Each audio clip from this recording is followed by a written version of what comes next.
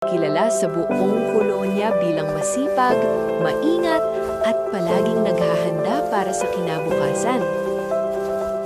Sa kabilang banda, sa ibabaw ng isang mataas na tangkay ng damo, nakatira ang masayahing tipaklong. I just had to let you know you're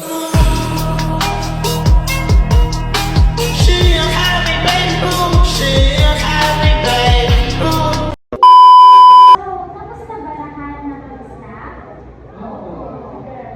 Okay. Naalala niyo ba yung binasa natin story kanina about kay Langgam at kay Paklong? Ngayon, magkakaroon tayo ng mini activity which is yung role play. Mag-a-act yung dalawa yung mag-ase dito sa harapan gaya yung ginawa ni Langgam at ni Paklong kanina. Ngayon naman, pipili tayo kung sino si Langgam. Magtaas ka ng kamay kung sino yung gusto maging Langgam. Ako, teacher. Gusto daw ni Ate Javelin, pero bakit ba naman naniniya si Ate Rachel? Okay. So, dahil naniniya si Ate Rachel, si Ate Javelin na yung Langgam. Ngayon naman, sino gusto maging si Paklong? Uy, si Kuya Trix. Bakit Ate Rachel? Bakit tayo mong naging si Paklong? Naniniya po po, teacher. Naniniya daw si Ate Rachel. So, malakpakan natin si Ate Trix at si Ate Javelin. So, punta na kayo dito sa harap para mag-start na tayo sa gagawin natin activity.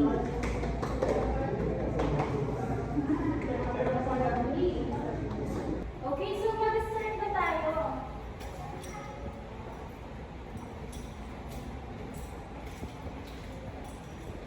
Mag-ipon ka na din sa rin ng pagkain mo para pag bumagyo may pagkain ka.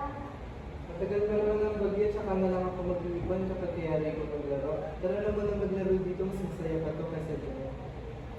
At least may pagkain ako pag bumagyo. Okay. At malapit nang dumating ang bagyo. Bumalik na si Langgam sa bahay niya.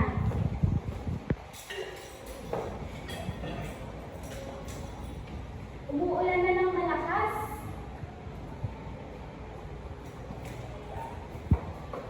Tako. Maaari ba akong makisilong sa inyo?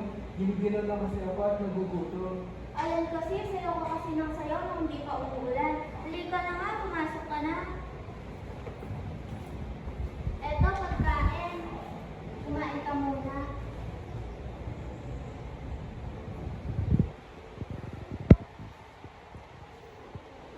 Maraming salamat sa pagtulong mo sa akin. Sa susunod, mag-iipon na rin ako at maghahanda bago pa dumating ang ulan. Sige. Very good! Palakpakan natin silang dalawa.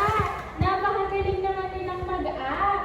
Dahil nga magaling kayong lahat kanina, palakpakan niyo ang isa't isa. Napakagaling. Ano kaya ang naramdaman niyo kanina? Masaya ba kayo? Oo. Tatanungin naman natin si Ate Rachel. Ate Rachel, magaling ba yung mga kaklase mo? Opo, teacher.